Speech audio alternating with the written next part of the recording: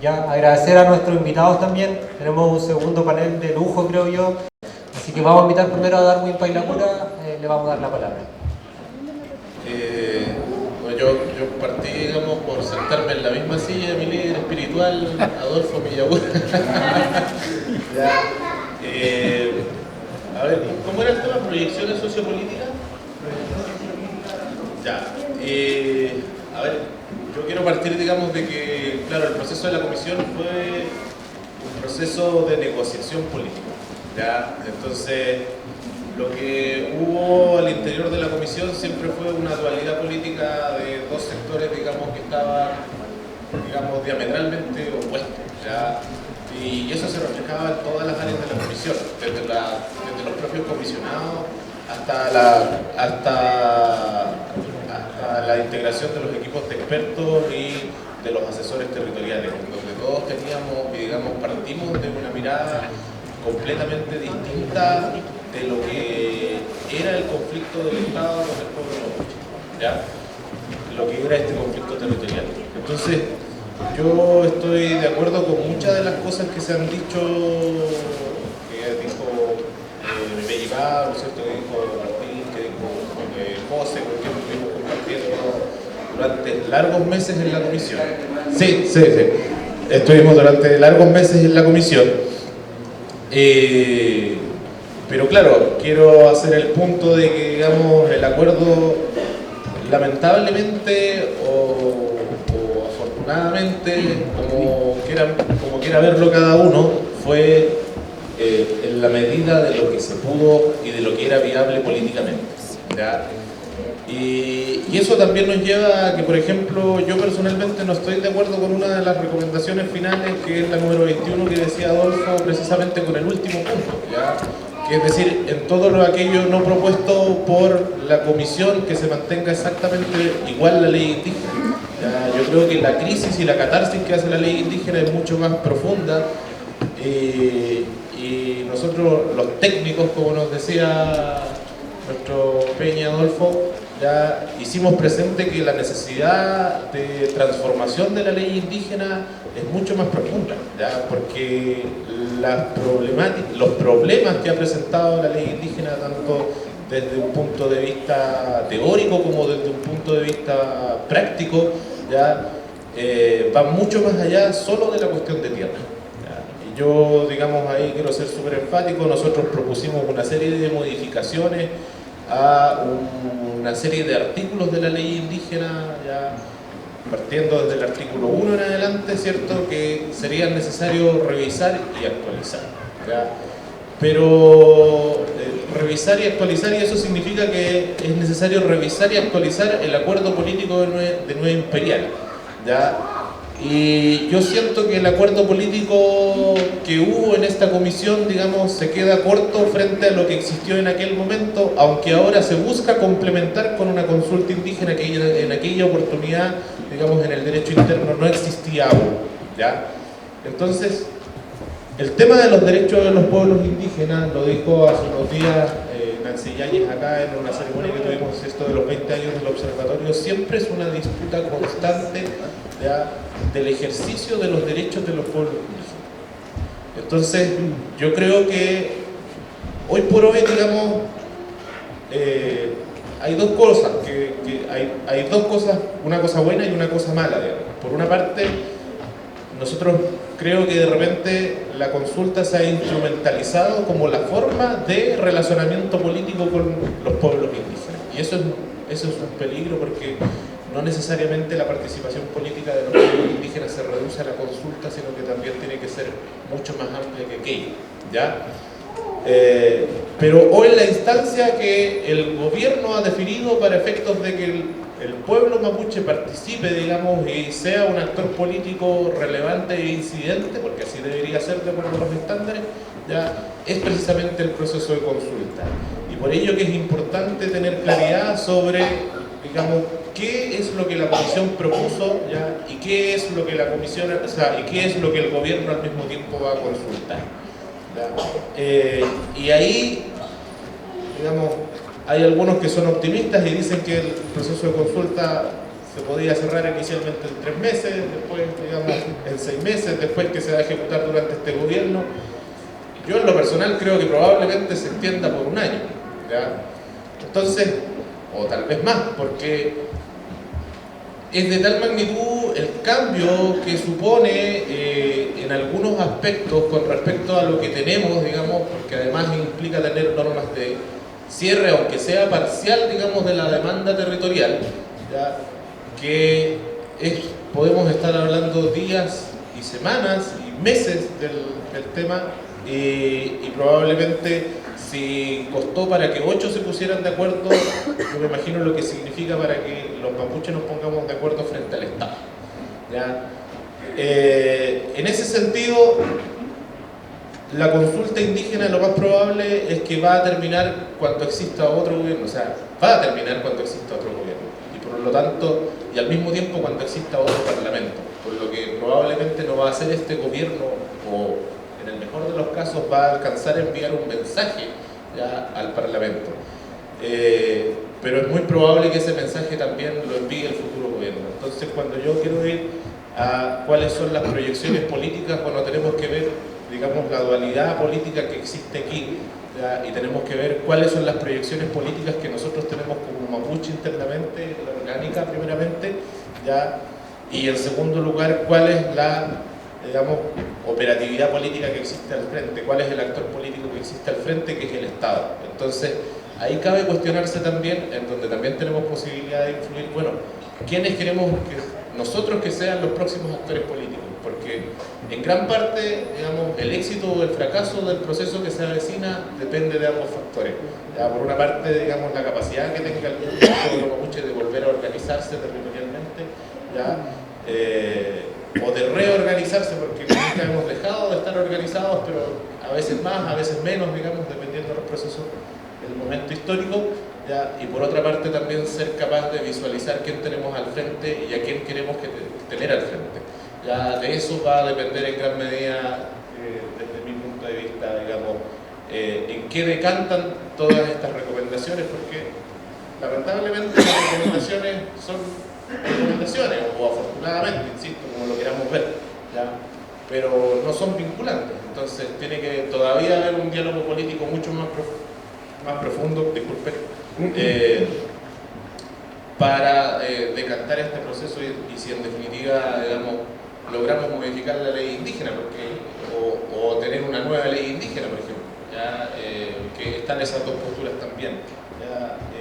Yo sé que es difícil, digamos, pensar en la modificación o en tener una nueva ley indígena eventualmente, ¿ya? Porque finalmente es lo que hemos tenido durante 30 años y es de lo que nos hemos agarrado durante estos 30 años, digamos. Bueno, entre medio tuvimos el convenio, ¿cierto?, que ha venido, digamos, a suponer un cambio normativo muy significativo, ¿ya? En el que, digamos, uno cuando iba a los territorios a hablar del convenio, algunos países decían, ya, pero estamos cansados de hablar del convenio, digamos, ¿ya? ¿Y cuándo se ven los efectos del convenio? ¿Ya? Y lo cierto es que los cambios sociales, políticos y jurídicos no se producen de la noche a la mañana, sino que son procesos que llevan tiempo, ¿ya? Pero hoy yo creo que han pasado 18 años desde la ratificación del convenio. Uno puede decir, digamos, que el escenario es muy distinto, digamos, y eso ha implicado, digamos, también un ajuste a la ley indígena, ¿ya? Y un ajuste sobre todo en el actuar del Estado y en el trato que quiere tener con los pueblos indígenas y en especial con el pueblo mapuche. Así que eso es brevemente, someramente, digamos, lo que yo puedo decir al respecto, ya visto desde alguien que participó desde dentro del proceso, digamos, y que hoy también me toca participar al mismo tiempo en la misma implementación desde el proceso de consulta. Gracias. Muchas gracias, Darwin, por...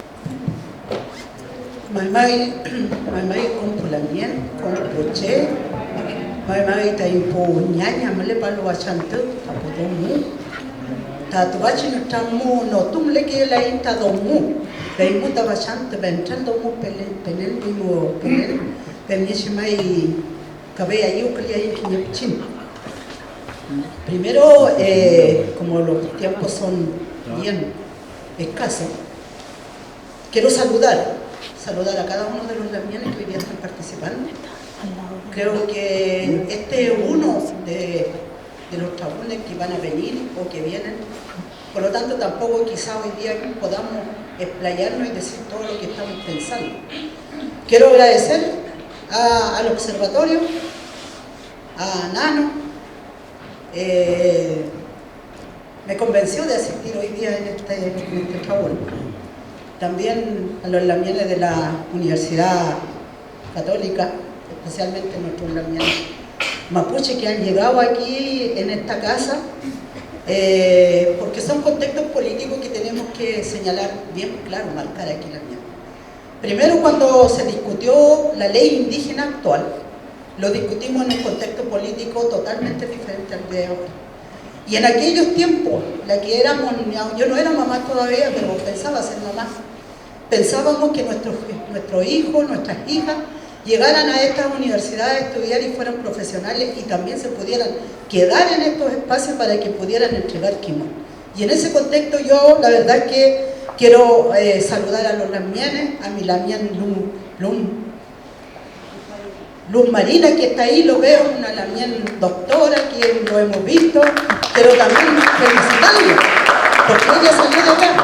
Así como nuestro lamien Pablo Marimán, que está aquí, historiador, que yo lo he venido viendo. Entonces, eso yo creo que, bueno, y estoy hablando de los ñanguca aquí nomás, porque aquí estoy sentada, pero de puro experto, entonces no sé qué puedo decir yo, ¿ya? Y claro, y todo mapuche, el lamien también mapuche, mira, mesa mapuche, ya. Pero, ¿sabe qué? La intervención mía tenía que ver un poco, yo creo que compartir, sumarme 100% con lo que dijo mi lamien Pablo Marimán, desde el punto de vista del contexto histórico del pueblo mapuche, de la cual él hizo un análisis relacionándolo con el trabajo que hizo esta Comisión de Paz y Entendimiento. Y ahí también quiero sumarme a lo que dijo nuestro Buenoy Martín Correa, que lo he venido escuchando en varios, cómo a nosotros nos empezaron a invadir, porque aquí tenemos que hablar de invasión de nuestro territorio, ¿ya? Que después haya dado leyes en otro tema en eso. Pero volviendo al tema del contexto político también. Contexto político diferente, porque ahora como un poco voy escuchando, ahí hay bastante interés de intervenir a la ley indígena 19253. Hay que ser claro, o bien claro y analítico. Es la actualidad hoy día quiere intervenir la ley indígena 19253, una ley indígena que se creó en plena dictadura, porque las discusiones fueron en los años 80, no fue en democracia. Por lo tanto, el contexto político era diferente. Y el contexto político de la participación también era diferente. Pero aquí viene inmediatamente mi análisis, porque cuando yo me leo este resumen que entrega la comisión, para que ustedes sepan, hubo un 28% de participación. O sea, ¿estamos dentro del estándar del convenio 169 de la discusión? No lo estamos, para nada. Mientras que la discusión en plena dictadura, de la cual corríamos peligro, muchos dirigentes, como lo dijo Adolfo Millagusto, éramos jóvenes. Yo era bien joven también en esos tiempos y firmé el compromiso en Imperial, en mi calidad como presidenta nacional de ADMAPO, el 89, para empezar a discutir lo que era la ley indígena. Y ahí hubieron más de 2.800 reuniones, más de 2.800 comunidades también, o sea, más de 2.800 reuniones, que lo que están anotados, porque se hicieron mucho más reuniones. Y si yo quisiera sacar porcentualmente esa discusión que se hizo en aquellos tiempos y con lo que se hizo ahora, obviamente que es mucho más que el 28% por la mía. Entonces, yo creo que si nosotros empezamos a darnos como esa mirada, tenemos que ser un poco objetivos en nuestro análisis. Ahora, ¿qué es lo que quiero decir? O sea, yo sin a menospreciar el trabajo que hizo la comisión o los expertos que estuvieron, pero si uno empieza a leer, no solamente el resumen, el trabajo como tal de la comisión, en el fondo fue un análisis que hicieron de los 8 acuerdos que hubieron de los diferentes gobiernos, ¿ya? Partir desde el compromiso de Imperial, desde el gobierno de Frei, desde el gobierno de Lago, desde los dos gobiernos de la Bachelet, los dos gobiernos de Piñera y finalmente el gobierno de Boric, que viene a ser como un resumen, un análisis frente a lo que ya se ha discutido. Porque si nosotros entramos a analizar profundamente en la Comisión de Política y Nuevo Trato, como lo pusieron los lamienes del nuevo maltrato, incluso está mucho más, podemos decir, mucho más profundo las discusiones, ¿ya? En ese contexto, lo que yo podría decir, si yo estoy diciendo que fui la firmante del compromiso de Imperial, fuimos parte del proceso de la discusión de la ley indígena. Obviamente que aquí hay varios dirigentes que estoy viendo que estuvimos en esas discusiones. Nosotros, yo puedo decir acá que lo único que nosotros en estos momentos tenemos en nuestra mano y lo único que hoy día aún nos está defendiendo medianamente y que nos ha dado algunos programas interculturales que hoy día justo estamos en el mes del Buñuel Tripando, donde estamos viendo la folclorización, que en ese momento cuando nosotros partimos con el Huachipanto no era esa la mirada. Obviamente que lo único que en estos momentos tenemos es el compromiso de no imperial, es la que se ha ejecutado. Es la que tenemos porque tenemos una ley indígena, que no lo traje, que está ahí, tenemos una ley indígena, como alguien lo dijo aquí, una ley indígena que se discutió mucho más de lo que el Congreso lo aprobó. Por eso cuando hablamos de la participación política, el interés que tenemos también no es porque queramos ser pitonizos y que queramos estar ahí sentados, sino que también queremos llevar la voz de nuestra gente de una otra forma. Entonces, cuando me están diciendo de que hoy día vamos a intervenir esto, pero rápidamente se analiza de que aquí quizá a lo mejor, claro, tenemos la ley indígena, como decía, y tenemos la Corporación Nacional de Desarrollo Indígena, que es la única institucionalidad que hoy día tenemos para que hable a favor de los pueblos indígenas, porque ya ni siquiera de los mapuches. Miren, yo le quiero decir, porque yo cargo con dos mochilas, les decía a los dirigentes ayer, yo cargo con la mochila como Ana Yao, dirigente mapuche, histórica, dicen algunos, yo no me creo mucho ese discurso, sí, pero ya soy vieja, ¿para qué vamos a decir que soy niña? No partí con él.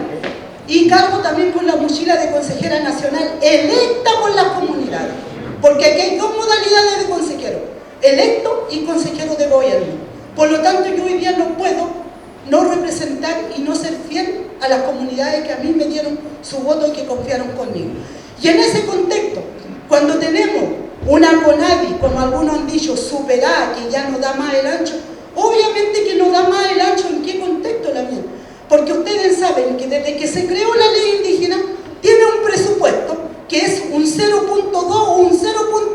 Casi 3% para que pudiera asistir a 5 pueblos indígenas. Hoy día, actualidad, somos 11 pueblos indígenas que el Estado de Chile tiene y está con el mismo presupuesto. La pregunta mía, si hubiera voluntad política de todos estos firmantes, ¿cuántos fueron? 19 partidos que firmaron el compromiso en la moneda con el gobierno de Boric. Si hubiera la voluntad política de aumentar el presupuesto que todos los años la CONADI está llevando al Parlamento, habríamos resuelto quizá un 50% ya de los problemas. Este es un tema de voluntad política de los diferentes gobiernos que han pasado, de los 30 y tantos años de la ley indígena y de los casi 40 años que en un momento soñamos que esta fuera una democracia real. Yo quiero decir con todo, ¿para qué señalar acá? Hoy día estamos en un contexto político con un poder político fascista, la mía. Aquí no hay democracia. Esto es mentira, la democracia. La democracia hoy día es solamente con un pincel que se habla. Porque aquí cuando dicen la Lamián Rosa Cachileo, que yo lo anoté, constitucionalmente, obviamente que no existimos ningún pueblo indígena en este país. Y como no existimos constitucionalmente, dentro de esta misma constitución, racista, clasista, todo lo que podamos, logramos en aquellos tiempos esta dirigencia, que lo haríamos mal o bien como sea, pero logramos poder discutir una ley indígena que hoy día tenemos. Bajo ese contexto, esta ley indígena se discute, en la cual hoy se quiere intervenir. Una ley indígena con 80 artículos, obviamente, pero dentro de sus articulados que tiene, quiero decir de que nosotros, yo estando, escuchando a las comunidades, porque uno anda en diferentes lugares, yo creo que cuando en el capítulo 2 de la ley indígena, si se leen, porque aquí nos hicieron algo que teníamos que leer, ese otro concepto que yo tengo para los estudiosos aquí, que yo creo que me podrían responder, porque entre una propuesta y entre una recomendación, me imagino que son conceptos diferentes, ¿o no? Claro que son diferentes. Yo escuché, cuando se formó la comisión, hablar de que iban a hacer recomendaciones, pero hoy día están hablando de propuestas, hoy día están instalando como ya los puntos políticos que hay que discutirnos dentro del mundo político. Entonces, son dos contextos. Pero quiero decir que en la ley indígena, en su capítulo 2, desde el artículo 12 también, el artículo 20, para nosotros no vamos a retroceder. Yo quiero también, porque eso es lo que he escuchado en la comunidad, si hay que entrar a discutir ese tema, va a ser para avanzar, para dar un paso más adelante o dos pasos más adelante, pero no retroceder un paso para atrás o dos pasos para atrás. Por lo tanto, esto. Y como parece que ya la persona que está moderando me está empezando a mirar, estamos hablando no están hablando de una consulta. Yo la pregunta que hago, la consulta no es vinculante, porque tenemos un decreto que se llama 66 y que lo tuvo en la mesa este gobierno, de la cual nosotros votamos, trabajamos para no modificarlo, sino que, ¿cómo se dice esto? Actualizarlo, regular el decreto 66, porque el decreto 66 viene a decir que todas las consultas que hacen no son vinculantes, por lo tanto, si quieren lo hacen, y si no lo quieren lo hacen. Y no hubo voluntad para poder. Ahí la Damián Rosa nos puede explicar un poco más qué pasó con el decreto 66. Quedó en los escritorios del gobierno, de la cual hoy día, por eso, disculpe Damián, ¿cuánto es? El Damián Darwin, es medio complicado, ¿no? El Damián Darwin dice que ¿en cuántos meses dijo que la discusión? ¿3 meses dijo usted? No, pues Damián, eso ya. 3 meses la consulta. ¿Cómo va a durar 3 meses una consulta? O sea, va a ser exactamente como las consultas que hemos visto. La consulta biocombustible, la consulta del tema de patrimonios culturales, de la cual hemos visto un cuestionario que llegan a las comunidades y nosotros tenemos que decir si estamos de acuerdo, sí, si no estamos de acuerdo, no. Pero eso, ¿qué implica? ¿Cuál es la fuerza que tenga los acuerdos que lo realicen? Por lo tanto, hoy día, cuando se está hablando de territorio, porque yo voy a hablar de territorio, yo no voy a hablar de tierra. El Damián Pablo lo explicaba, el Damián Correa lo explicaba. Aquí es un pueblo que hablamos de territorio. Estamos hablando de diferentes tratados. Y cuando hablamos de diferentes tratados, no estamos hablando de tierra. Estamos hablando, incluso algunos no quieren entrar mucho. Yo creo que igual a la discusión de Tapigüe de 1825, ¿no? 1825, que sería como el único, el último tratado que se hizo. Desde ese contexto, cuando se nos quiere hoy día encasillar desde el artículo 10 al artículo 17 como para que nosotros, de esta comisión, esa es la que nosotros tenemos que intentar analizar y estudiar. Pero ¿y por qué no tenemos que?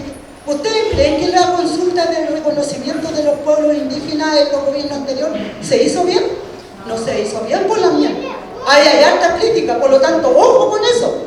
Yo en ese sentido no comparto con el Damián Villabur cuando dice ya se hicieron las consultas y se tomaron los acuerdos. ¿Qué acuerdo? El acuerdo de Consejo de Pueblo no va a ser un Consejo de Pueblo que va a decidir la mía. Solamente va a cumplir, meramente va a ser un Consejo de Pueblo consultivo que le van a preguntar exactamente cómo quieren hacer con nosotros.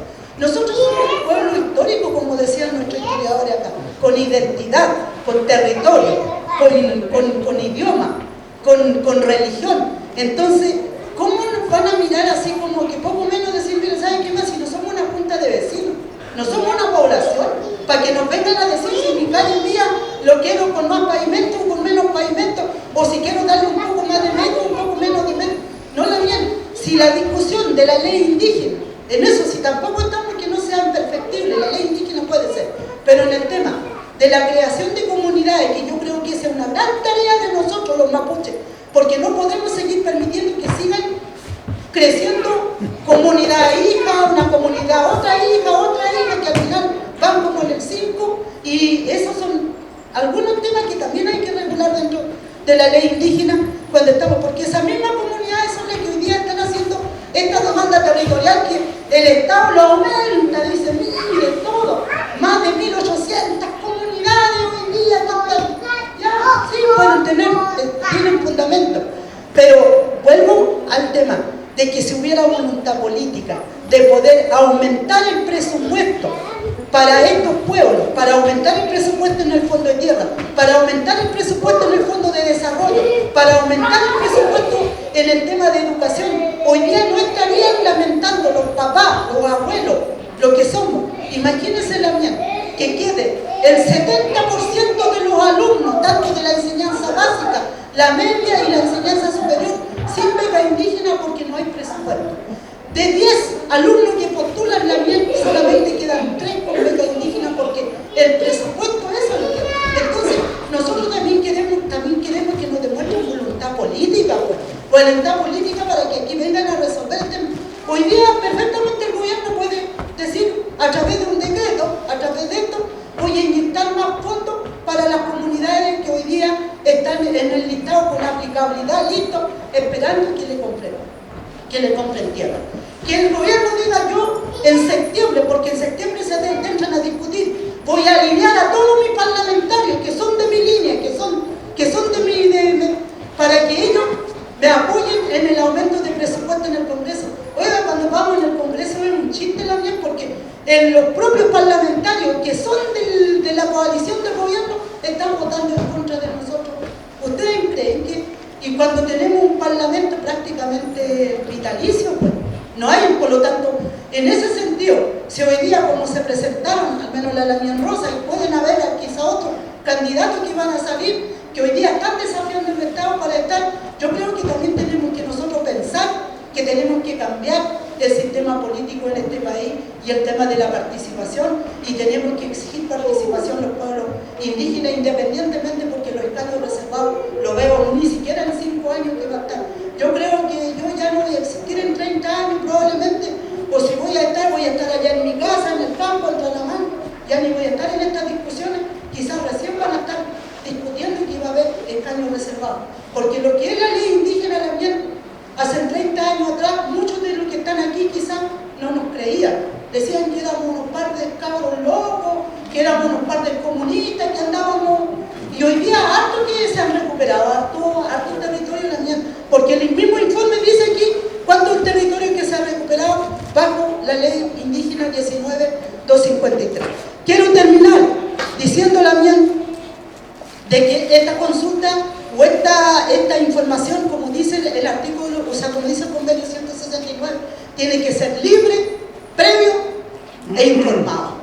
Por lo tanto, el tiempo del pueblo mapuche, porque hoy día se le está consultando al pueblo mapuche, el tiempo del pueblo mapuche no es el mismo tiempo del Huinca y no funciona con el reloj Huinca. Nosotros funcionamos con el reloj mapuche. Por lo tanto, aquí está bien, hoy día estamos en un contexto político eleccionario más encima. ¿Ustedes creen que para hacer el resumen de los 8 compromisos que hicieron los gobiernos se demoraron más de 2 años? Y tantos expertos, discúlpenme si no es por ofender, tantos expertos, tantos conocedores que dicen que tuvieron y demorarse 2 años para dar la respuesta, y justo lo dan en este momento eleccionario, ahora donde va a haber muchos ríos revueltos y se van a confundir las discusiones y la temática. Pues yo me voy a unir hacia lo que el pueblo dice, como alguien dijo aquí cuando terminó adelante, se lo dejamos, que los pueblos, en este caso el pueblo mapuche, lo recoja o lo rechace. Yo creo que nosotros, así como vamos, lo que tiene que ver con temas de territorio, lo que tenga que ver con temas de tierra, nosotros nos vamos a ceder más de lo que hemos cedido, porque ya este momento ha sido demasiado, y creo que si quieren intervenir para poder ampliar, para poder restituir todas las tierras que hoy día nos tienen usurpadas. Nosotros vamos a estar apoyando ese tipo de ideas. Pero si es que nos van a reducir, y cuando nos hablan de esta reparación de la violencia, ¿a ustedes no le parecen que es actualizada ahora en el contexto actual? Y eso a mí me huele solamente a agricultores no mapuche. No me huele para nada que sean víctimas, porque si nosotros quisiéramos hablar de víctimas, tendríamos que hablar desde el pacto de Tapigüe. Y si nos fuéramos más atrás, de 1641 con el pacto de Quillín, como lo dijo el Daniel Pablo. Eso es reparación a las víctimas y reparación histórica que quiera hacer este país. Chato,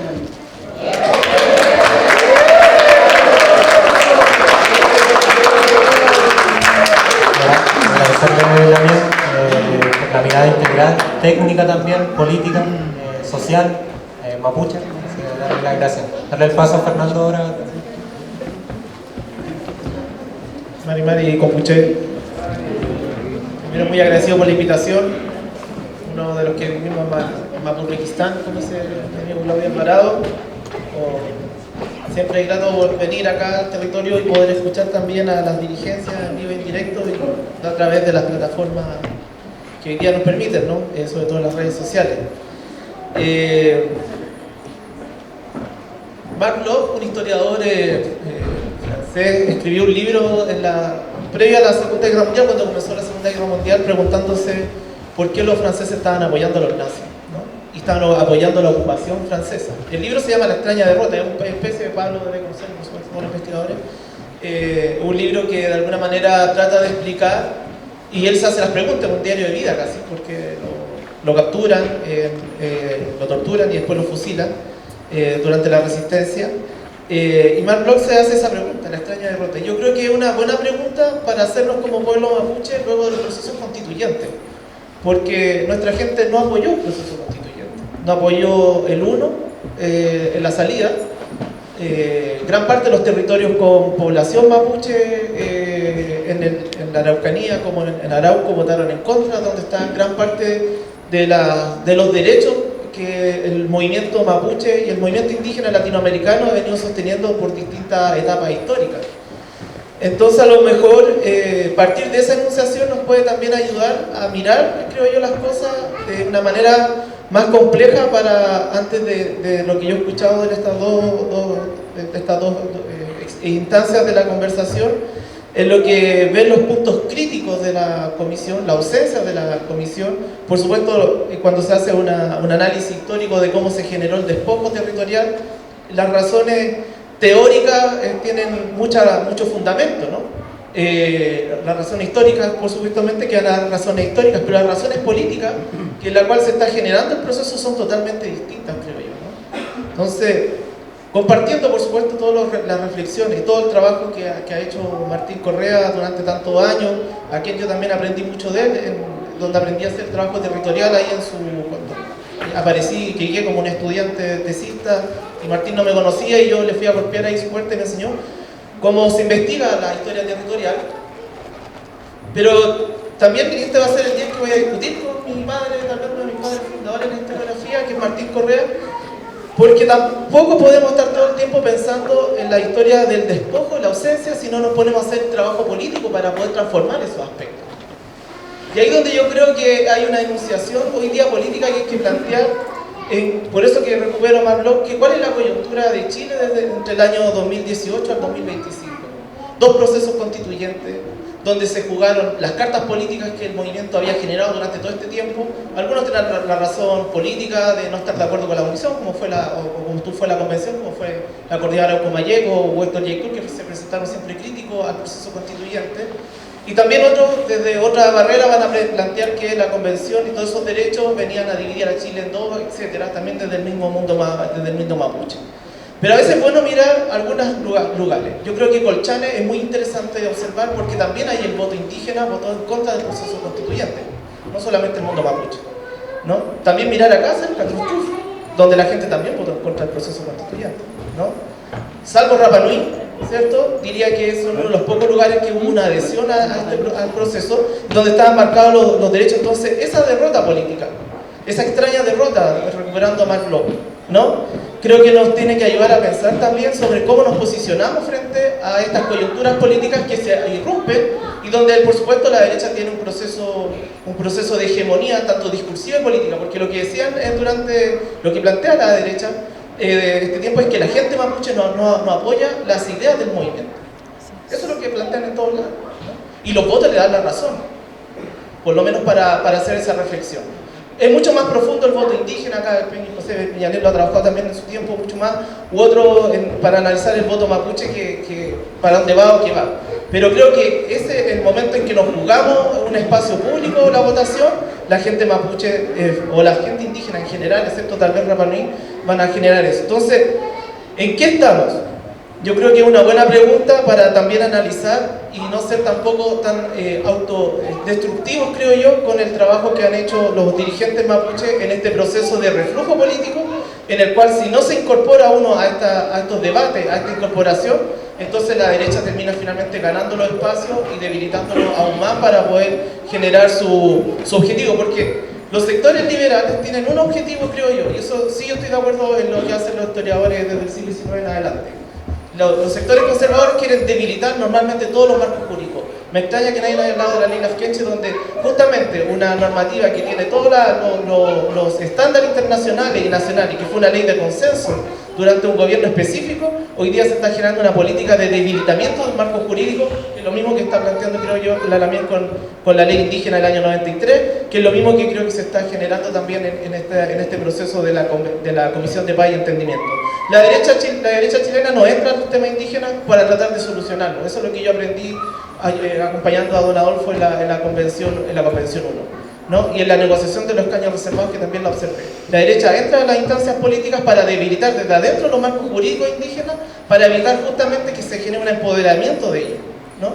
Y lo hacen a partir de la restricción, porque cuando estábamos debatiendo los escaños reservados, la derecha no estaba en desacuerdo con los escaños reservados, estaba en desacuerdo con la cantidad de escaños reservados, porque eso le daba un empoderamiento al mundo indígena profundamente mayor tal vez que el que terminó siendo. Y después en el segundo proceso, que interesante que hubo mayor voto de mapuche en el segundo proceso, y que yo ahí reconozco el Peño Julio Manileo cuando dijo hay que seguir adelante. Yo estaba más en la negativa en ese tiempo, tal vez analizando la derrota, pero creo que el voto mapuche fue mayor en ese ámbito, pero la derecha debilitó el marco jurídico también, que fueran menos, se incluyó a los afrodescendientes, etc. Entonces creo que de repente en esta catarsis que nosotros como mapuches normalmente estamos haciendo, es que no nos estamos dando cuenta que los adversarios están haciendo todo un trabajo político, social y cultural para generar el debilitamiento de esos marcos, y le empiezan a poner conceptos que a la resonancia de las personas les parece que son súper cotidianos, privilegios le llaman, ¿no? Y no salimos a discutir esos conceptos. Lo que estamos discutiendo, lo que escucho acá, estamos discutiendo que si lo hicimos bien, que fue lo mejor, que ojalá hubiera sido mejor y hubiera sido distinto, pero parece que ganar entonces voto, o por lo menos generar un movimiento político más fuerte, no sé si cohesionado. A mí siempre yo lo planteo, mi sueño es como una especie de CONAIE mapuche, como lo tiene Ecuador, donde pueden trabajar, creo que lo decía la Lamena alguna vez en su primera campaña, donde ella decía hablar de tú a tú. Bueno, para hablar de tú a tú, tenemos que generar de alguna manera un marco político mayor. La Lamena le faltan 600, ¿cuánto la 600 patrocinios. Y las elecciones son ahora. ¿Por qué no tienen los 600 patrocinios? ¿No? Ese es un punto para preguntarnos entonces, para poder hablar del tema político, creo yo. Si la Lamena todavía no tiene 600, no se le faltan todavía 600 personas que quieran de alguna manera apoyarla para ser la senadora del pueblo mapuche, que va a representar estos derechos, donde se empiezan a generar las decisiones, otro tipo de decisiones políticas. Porque la crisis de CONADI, lo que yo he investigado por lo menos, no es tanto que la CONADI no quiera entregar las tierras o tener los fondos, sino que la derecha, en los presupuestos de CONADI, cuando hay que hacer los presupuestos, bajan los presupuestos, y por lo tanto el PNI tiene que enfrentar al movimiento que quiere más tierra, recuperar tierra, con un presupuesto menor, porque lo hacen en el Senado, porque tienen el poder, pero por otro lado los agricultores suben los precios de las tierras para poder entregarlas. Entonces hace cuello botella que creo que ¿cómo vamos a cambiar eso? Bueno, entonces hay que entrar a ese espacio para poder de alguna manera, cuando se haga la ley de presupuesto del gobierno del año anterior, hayan personas que puedan decir, oye, pero ¿sabéis que no bajemos el precio de los presupuestos de estos temas indígenas? Porque después el debilitamiento se da la próxima vez y la gente dice, es que al final no sirve de nada la institucionalidad y por tanto empezamos a sumarnos los coros de debilitar las herramientas jurídicas o políticas que el mismo movimiento ha ido creando. Yo creo que vivimos hoy día un contexto, yo digo, de antigua y nueva derecha. La antigua, la que quiere evitar de todas las maneras posibles poder entrar a temas cruciales. Uno es la tierra y la propiedad, porque ellos saben, y lo saben desde su corazón, que fue una ocupación y que ellos son personas que llegaron con una conquista militar al territorio. Yo lo vi en la comisión, don Adolfo, cuando me invitaron a exponer a la comisión, los agricultores saltaron inmediatamente cuando puse temas como este, que en verdad me basé en el libro de Martín en el despojo, lo presentamos ahí. Y ellos me decían, esto no es un dolor, no es un trauma, ¿no? ¿Por qué? Porque saben que finalmente es un territorio que fue conquistado, usurpado. Ellos lo saben eso.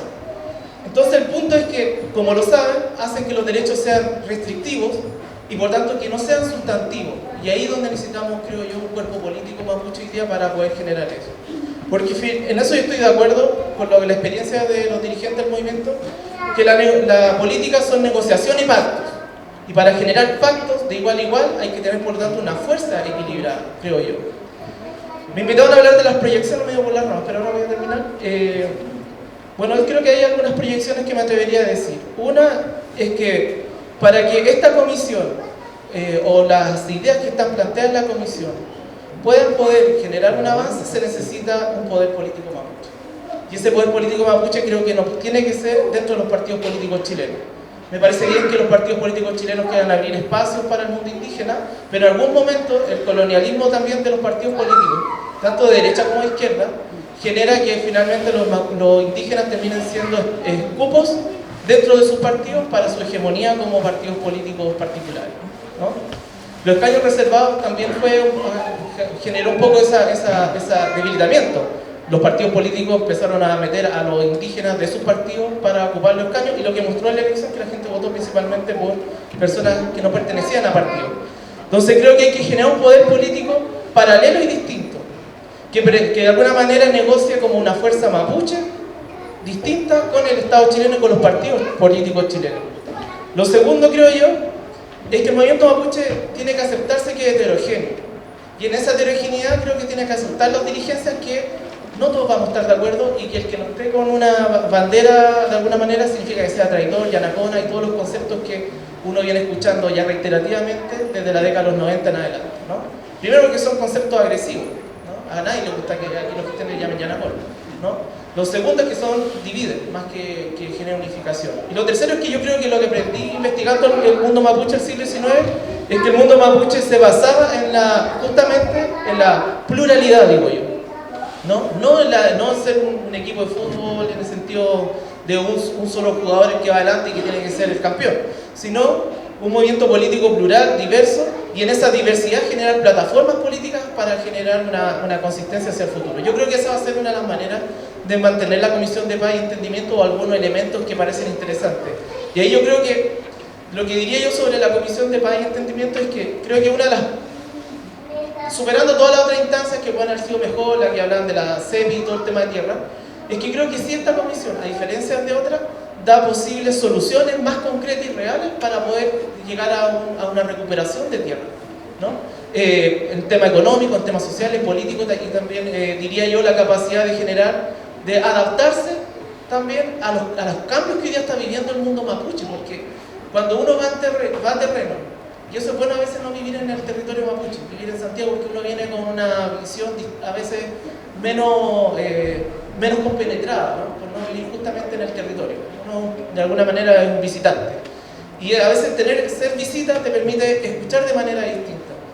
Pero lo que yo estoy logrando observar hace mucho tiempo es que primero el mundo mapuche quiere tener espacios de autonomía territorial, pero también autonomía económica, y saber asociarse económicamente de algunos elementos con otras instancias mapuche y no mapuche.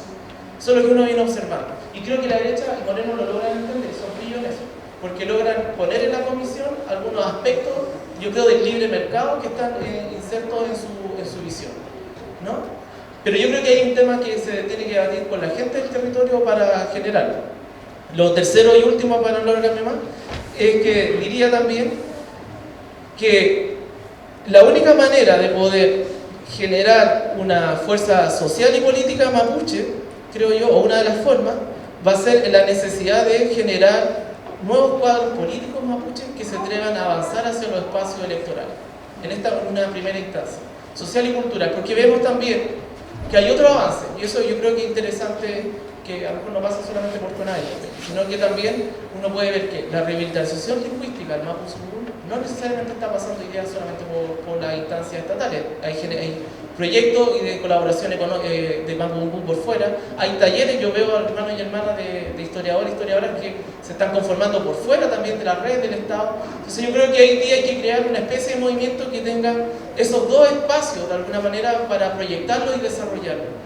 Porque tampoco la institucionalidad es lo todo, porque la institucionalidad, y es lo que nos está mostrando la derecha, nos está debilitando esos marcos y por tanto tenemos que generar instrumentos de presión política para poder de alguna manera transformar también eso o hacerlas pasar a nueva etapa. Y con esto sí cierro ahora.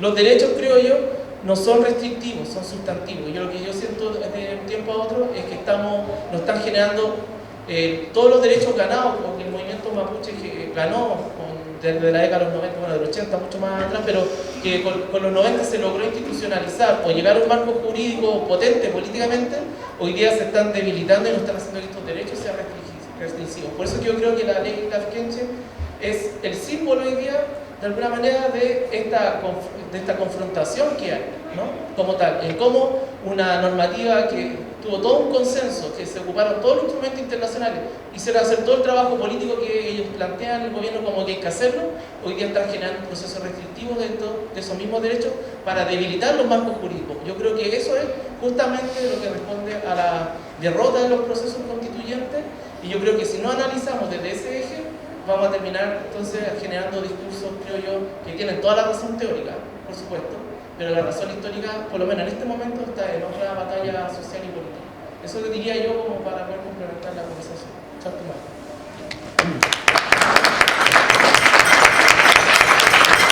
Agradecerte, Fernando, por tus palabras. Darle el paso a Gloria también para ir cerrando con estas múltiples visiones. Hemos tenido casi 10 actores, los 10 de peso, de mucho peso, con mucha trayectoria, líderes de opinión. Y eso, estamos con estas múltiples miradas. Entonces le doy el paso a Gloria para cerrar, que fue comisionada, que igual tiene una visión importante. Le voy a dar el paso para que ella nos cuente también. Marimari con Pulamiel, Marimari Ñaña, Marimari con Puché. Qué difícil cerrar un conversatorio donde han habido tantas voces, tantas experiencias, tantas visiones. Y de hecho creo que también eso es lo más rico que tienen este tipo de instancias, así que aprovecho también de agradecer al Observatorio Ciudadano, a la Universidad Católica, por generar estos espacios de conversación, discusión, y de también tener la posibilidad, no solamente nosotros los mapuches, sino también los no mapuches, de ir conociendo cómo se van abordando estas temáticas que son importantes hoy día y que están siendo parte no solamente de la agenda de un gobierno, sino de la agenda de un pueblo que tiene que tomar la decisión si se suma a esta importante discusión o nos quedamos mirando y que las decisiones se tomen desde otra vereda.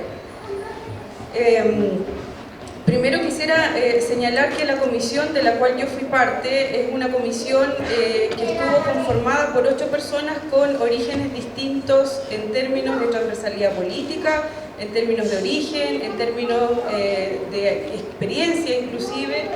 Entonces es una comisión que no es una comisión mapuche, como bien varios de ustedes y varias de las críticas que también escuché aquí corresponden. Entonces, es una comisión que el Estado de Chile, la actual administración, nombra e invita a 8 personas que voluntariamente dijimos sí y nos sumamos a este desafío.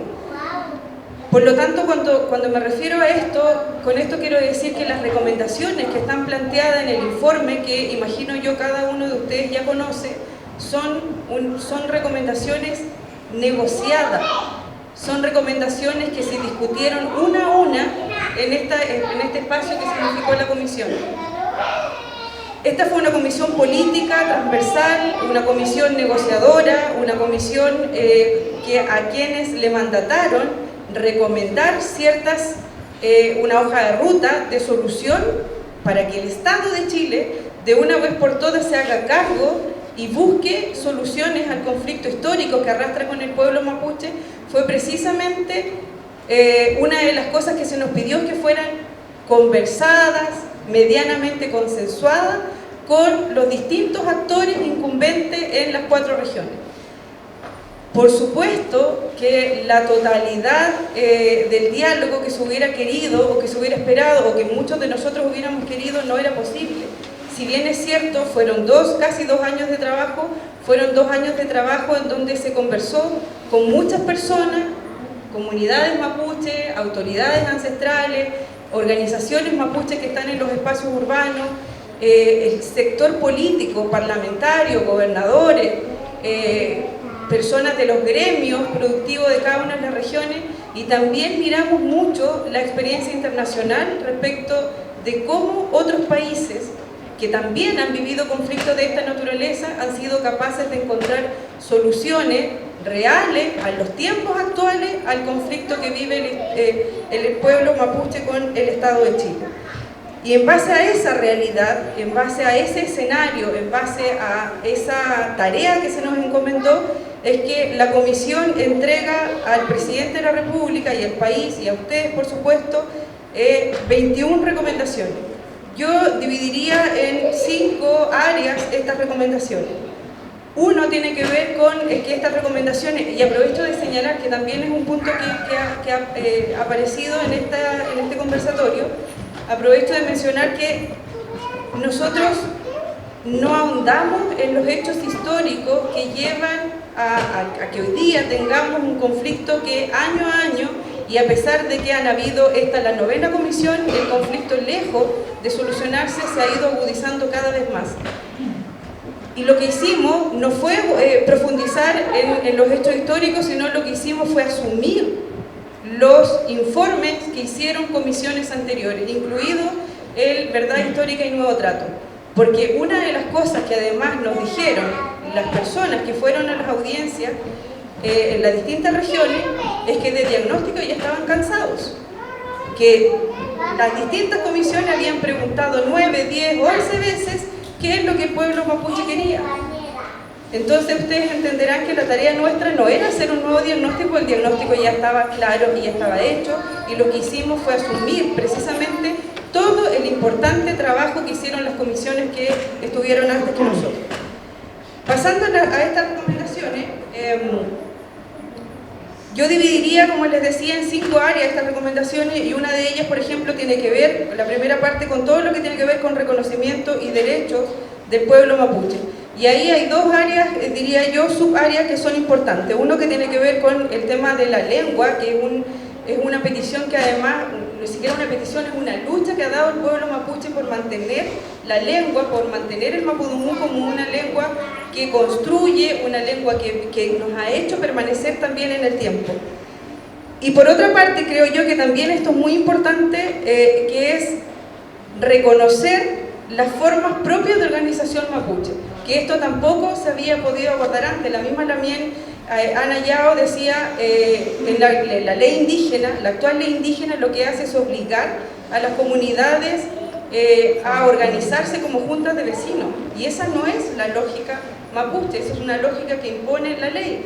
Lo que nosotros proponemos acá, hicimos un esfuerzo porque quedara en las recomendaciones de que se reconozcan las formas propias de organización mapuche, y esas formas de organización mapuche ya sean para cumplir fines de representación territorial o fines de representación comercial o económica, que eso queda a la libre determinación de las comunidades. También se incorporó recomendaciones especiales para la reparación a todas las víctimas de la violencia, mapuches y no mapuches. Yo ahí también los invitaría a que lean en profundidad, pregunten si tienen dudas respecto de esto, porque si uno mira la experiencia internacional, uno no puede decir que los problemas se solucionan anulando o invisibilizando penalizando a otros sectores. Lo que se busca con estas recomendaciones es tratar de construir un camino de solución con todas las partes incumbentes. Hay por supuesto, el grueso y el corazón, y yo siempre digo, el tema de tierra es la columna vertebral del conflicto que vive el Estado con el pueblo mapuche. El corazón también de las recomendaciones dice relación con solución en materia de tierra. Y para ello propone también nuevos mecanismos, nueva institucionalidad que se haga cargo. Aquí no estamos diciendo que la ley indígena es 100% mala, ni que la CONADI funciona 100% mal. Lo que estamos diciendo es que ambos instrumentos tienen falencia, porque en 30 años, el hecho real que tenemos es que en 30 años de la ley indígena se ha podido comprar 230.000 hectáreas que han dado respuesta a 530 comunidades. Y todos ustedes saben, creo yo, que hay comunidades que llevan más de 20 años esperando que la CONADI, que el Estado, a través de la CONADI, les dé respuesta a sus requerimientos. Y eso no ha ocurrido. Y no va a ocurrir en el corto tiempo, cuando sabemos que CONADI, con el presupuesto que tiene, puede responder a 15 o comprar 15 predios, es decir, a 15 comunidades al año. Y son 60.000 millones de pesos que tiene de presupuesto al año. Cuando nosotros hicimos este diagnóstico en el marco del trabajo de la comisión y vimos que hay 1.979 comunidades hoy día o que están en proceso de aplicabilidad o que ya tienen la aplicabilidad, llegamos, y considerando la velocidad con la que ha comprado CONADI en los últimos 30 años, o sea, llegamos a la conclusión de que se necesitan más de 140 años para dar respuesta a esas comunidades. Es ahí donde uno dice, bueno, vale la pena pensarlo al menos, vale la pena mirar estas recomendaciones, vale la pena mirar y analizar todo lo que se ha hecho antes y cómo desde ahí podemos mejorar lo que ya existe. Cuando hablamos de, esto no es cambio de la ley, yo también aprovecho ahí de clarificar los conceptos. Cuando nosotros proponemos estas modificaciones, es actualizar la ley para que se haga cargo la ley de los problemas actuales que también tenemos como pueblo y como personas mapuches. En 30 años, donde además hemos tenido que ha gobernado la izquierda y la derecha, en 30 años la CONADI ha podido responder a 530 comunidades. Hace 30 años atrás, como bien lo dijo la Lamienana, lo dijo la Minadolfo y lo dijeron todos quienes nos antecedieron, la ley indígena hace 30 años fue un tremendo avance para el pueblo mapuche y probablemente es el instrumento que a nosotros, a las generaciones que vinimos después, nos dio un escenario mucho más fácil que el que tuvieron que enfrentar la Lamienana, el Lamien Calvarino y todos los dirigentes que en esa época dieron la lucha para poder tener una ley indígena, que es lo único que hoy día tiene el pueblo mapuche. Y yo en ese sentido entiendo también por qué se defiende tanto.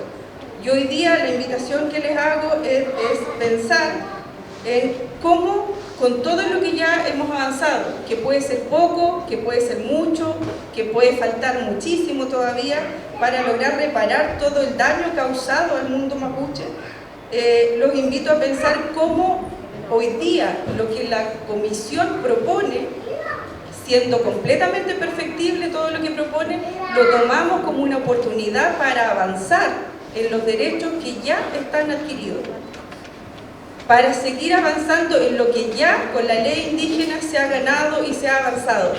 ¿Cómo desde ahí logramos dar un paso más? La comisión propone una nueva agencia de reparación, y con eso es sacar el tema de tierra de la CONADI. Con esto no desaparece la CONADI. También se propone crear un fondo financiero de 4.000 millones de dólares para poder dar respuesta a estas más de 1.900 comunidades que hoy están en proceso de tener aplicabilidad o en proceso de adquirir la aplicabilidad. Y ahí también se propone un tribunal arbitral que pueda ir evaluando en palabras que en algún momento le escuché al ex comisionado Adolfo Millagur, que permita ir arreglando la carga de cómo está funcionando esa agencia que nosotros proponemos. Y todo eso de la mano de un órgano de alta nivel jerárquico, que eso ya se ha hecho antes, que ya lo han propuesto antes las comunidades mapuches y no mapuches, así como también lo ha sido el reconocimiento constitucional, que la misma Lamien Ana dice que viene de la época de los 90 y que como Estado no ha estado a la altura de dar respuesta a esas demandas.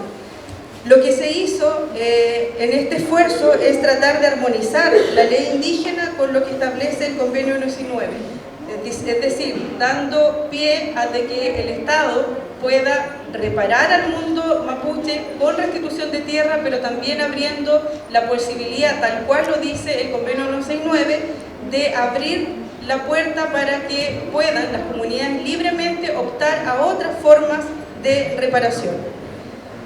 Lo que propone esta comisión es un camino de salida al histórico conflicto, permite cierta certeza, pero también da la oportunidad para ofrecer un camino que permita construir soluciones de futuro. Esta, como les digo, y les dije hace un rato, esta es una comisión negociadora donde los acuerdos fueron construidos día a día y cada uno de ellos. Creo yo, y con esto voy terminando, la solución hay que construirla, esto no es una solución perfecta, la paz se construye, el entendimiento se tiene que ir produciendo, pero lo que permite esta comisión es mejorar la respuesta a las comunidades frente a la demanda institucional que tienen hasta el día de hoy. El pueblo mapuche ha cambiado, la historia ha cambiado, y la historia que tenemos no la podemos borrar ni la podemos cambiar, pero sí podemos, creo yo, darnos la oportunidad de mirar el futuro y para las generaciones que vienen con un poquito más de optimismo y abriendo también el espacio a un poco más de oportunidades. Miremos estas recomendaciones como un avance a lo que ya se ha ganado. Y vuelvo a insistir en esto no es lo perfecto, esto no es una recomendación escrita sobre piedra, son recomendaciones que en el proceso que viene, que es el proceso de consulta, ustedes van a tener que, y los territorios van a tener que dar también su opinión respecto de eso.